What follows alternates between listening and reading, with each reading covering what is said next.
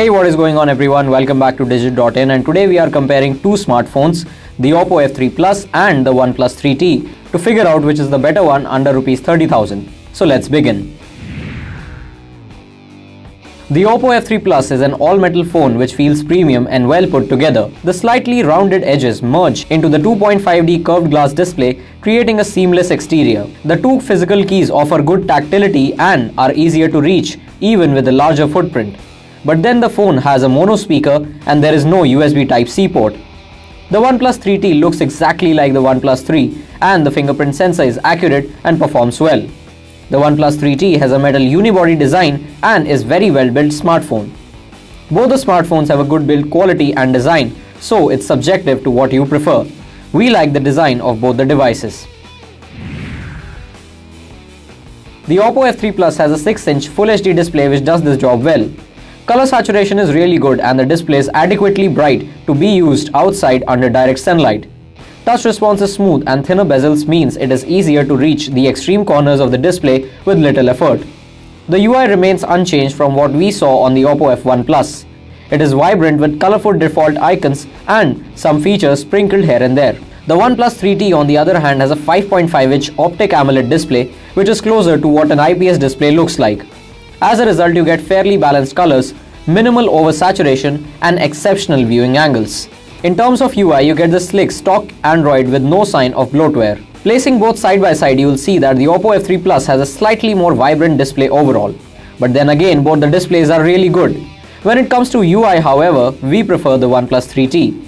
Not only because the UI is close to stock Android, but because it runs on Android Nougat, whereas the Oppo F3 Plus runs on Android 6.0 Marshmallow.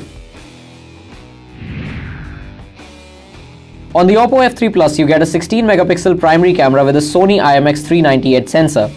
Images taken by the rear camera look sharp, with well-balanced colors and some visible noise. However, image quality deteriorates in low-light situations, drastically losing details due to heavy noise.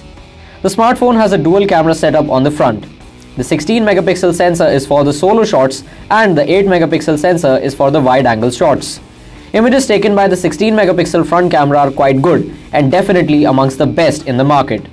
It captures most of the details without introducing a lot of noise. Color saturation is decent and reasonably consistent across varied light situations, but images lose details steadily as you move to low light situations. Talking about the OnePlus 3T, both the primary and secondary cameras are 16-megapixel sensors. The rear camera includes both face detection autofocus and optical image stabilization. Images taken by the camera capture plenty of details and have accurate focus, just like the OnePlus 3. The image quality of the selfies has improved. Photos come out sharper than the OnePlus 3, while details and color reproduction are also better. It is amongst the best front-facing cameras we have tested in a while. Both the devices are capable of shooting 4K resolution videos. The rear camera of the Oppo F3 Plus is almost as good as the OnePlus 3T in well-lit to normal conditions. In low light, however, we think that the OnePlus 3T has an edge. The front camera on both the devices are good, but the F3 Plus takes the cake with its wide-angle camera and overall is better for a selfie lover. The Oppo F3 Plus comes with a Snapdragon 653 SoC coupled with 4GB of RAM.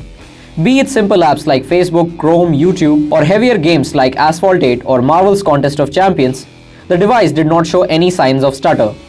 Although we did encounter minor lags while switching between multiple apps and loading games. On the other hand, the OnePlus 3T sports the Snapdragon 821 SoC coupled with 6GB of RAM. You can literally open 30 apps and each of these apps will keep running in the background. Gaming experience on the phone is also similar to that on the OnePlus 3 or in flagship Android phones in general. It's smooth and does not falter even if you play multiple games back-to-back or heavier games like Asphalt 8 for long periods. The Snapdragon 653 is a worthy platform and gets the job done well for heavy usage too. But the Snapdragon 821 is pure power. Once again, when it comes to getting things done, be it apps, games or messaging, both are at par. The Oppo F3 Plus holds a 4000 mAh battery that can provide 24 hours of usage and then some, presumably because of a well-optimized system. While the F3 Plus is frugal in terms of battery consumption, it charges to 60% in less than 30 minutes, with Oppo's proprietary VOOC charger which comes in the box. The OnePlus 3T comes with a 3400 mAh battery complemented by the inclusion of dash charging technology. Like the OnePlus 3, the 3T can easily withstand a work day's worth of moderate usage. However, heavy users may have to charge the phone twice per day. Dash charging technology indeed charges the OnePlus 3T from 0 to 60% in 30 minutes and to 100% in less than an hour. Both phones shave the ability to charge fast and get through a field work day, again a tie. The deciding factor for you is this. If you are looking for a big screen, 6-inch device and front camera performance is very important to you, then consider the Oppo F3 Plus. It has expandable storage too, something that the OnePlus 3T lacks. However, if you are looking for a powerhouse performer and a stock Android UI with more consistent updates, then consider the OnePlus 3T. In either case, both smartphones are great overall performers, giving users a great bang for the buck. You cannot go wrong with either. Thank you for tuning into Digit, and for more videos, subscribe to our channel.